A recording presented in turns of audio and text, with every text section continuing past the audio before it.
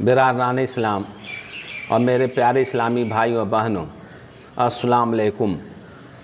इस्लाम ने हमें जीवन के हर तरीके पे रहनुमाई फरमाई है।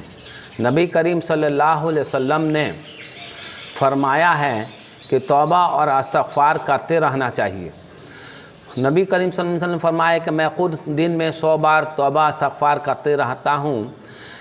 जब नबी करीम सल्लल्लाहु अलैहि वसल्लम दिन में 100 बार तौबा इस्तिग़फ़ार करते हैं तो हमारी क्या हैसियत है। हमें तो और ज़्यादा जो है तौबा इस्तिग़फ़ार करते रहना चाहिए। दिन में सैकड़ों गलतियाँ करते हैं, दिन में सैकड़ों गुनाह सरजद होते रहते हैं, इसलिए हमें अपने गुनाहों की माफ़ी तलब करते रहना चाहिए। गुनाहों की माफ़ी तलब करने से अल्लाह खुश होता है, अल्लाह हमारे गुनाहों को माफ़ कर देता है। अल्लाह जो है आखिरत में जन्नत देता है ऐसे शख्स के लिए जो अपने गुनाहों से तौबा करता रहता है, और अल्लाह ऐसे शख्स को पसंद भी करता है जो अपने गुनाहों से तौबा करता रहता है।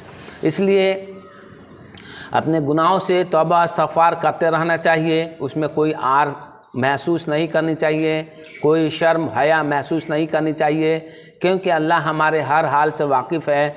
और अल्लाह से हम तौबा इस्तिग़फ़ार करेंगे तो अल्लाह ताला हमको जन्नत में उसका अजर देगा और दुनिया में भी हमारी जो है बेहतरी फरमा देगा।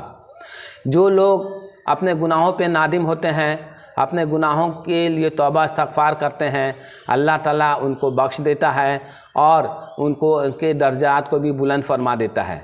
तौबा इस्तिग़फ़ार करने में हमें जल्दी करना चाहिए, क्योंकि कोई ठीक नहीं कि कब हमारी मौत आ जाए। तौबा इस्तिग़फ़ार करने में जल्दी नहीं करेंगे और तौबा इस्तिग़फ़ार करने से पहले हमारी मौत आ जाएगी तो जो गुनाह हमसे सरजद हुआ है उसकी सज़ा तो हमें भुगतनी ही पड़ेगी। इसलिए छोटी गुनाह हो या बड़ी गुनाह हो, गुनाह से हमें तौबा इस्तिग़फ़ार हर लम्हा हर हाल में करते रहना चाहिए। और जो शख्स तौबा इस्तिग़फ़ार की नीयत रखता है और तौबा इस्तिग़फ़ार करता है, अल्लाह ताला उसको माफ़ करता रहता है और उसके गुनाहों से दरगुज़र फरमाता है और उसको दुनिया आखिरत दोनों में जो है कामयाबी अता फ़रमाता है, दुनिया आखिरत दोनों में उसको भलाई अता फ़रमाता है।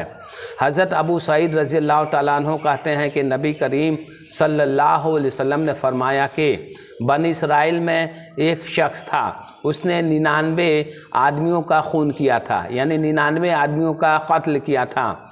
फिर मसला पूछने के लिए निकला और राहिब के पास आया, पूछा कि मेरी तौबा कबूल हो जाएगी। राहिब ने कहा नहीं। उस शख्स ने उस राहिब को भी कत्ल कर दिया। फिर लोगों से मसला पूछने लगा। किसी ने उससे कहा कि फ़लाँ गांव में जाओ। जब उस गांव की तरफ चला तो रास्ते में मौत आ गई। तो मौत के करीब होने के वक्त भी उस गांव की तरफ सरका, लेकिन उसका दम निकल गया। अज़ाब और रहमत के फरिश्ते आपस में झगड़ने लगे तो अल्लाह ताला ने उस तरफ की ज़मीन को हुक्म दिया कि करीब हो जा। वो करीब हो गई और इस तरफ की ज़मीन को हुक्म दिया कि तू दूर हो जा। वो दूर हो गई। इसी वक्त अल्लाह ताला का फरमान हुआ कि ऐ फरिश्तों ज़मीन को नापो। चुनांचा नापा गया तो आलिम के गांव की तरफ करीब निकली। इस वजह से अल्लाह ताला ने उस शख्स को बख्श दिया।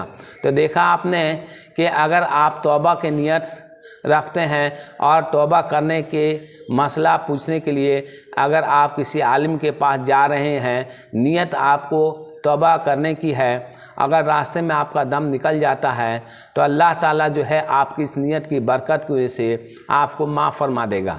अल्लाह ताला बहुत रहमान और रहीम है, अपने बंदों पर बहुत रहम फरमाने वाला है, इसलिए उसके हर हाल से वाकिफ़ है। इसलिए हमें भी चाहिए कि हर लम्हा तौबा इस्तिग़फ़ार करते रहें और तौबा इस्तिग़फ़ार करने में हम कभी पीछे न रहें, क्योंकि तौबा इस्तिग़फ़ार हमारे आखिरत की ज़िंदगी को बना देगी और तौबा इस्तिग़फ़ार करने से हम अल्लाह के मुक़र्रब बन जाएंगे। जिस तरह इसमें उस शख्स ने 99 कत्ल कर दिया, लेकिन जब राहिब के पास पहुंचा तो राहिब ने कहा कि तुम्हारी तौबा कबूल नहीं होगी, तुमने बहुत बड़ा जुर्म किया है। तो उसने राहिब को कत्ल करके 100 कत्ल कर डाला।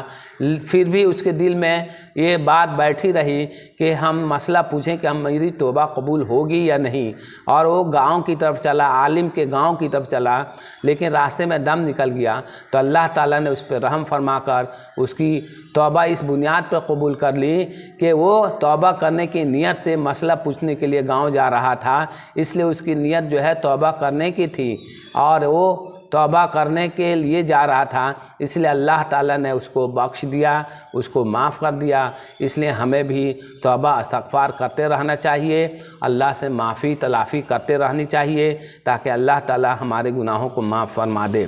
جزاک اللہ خیرہ۔ السلام علیکم۔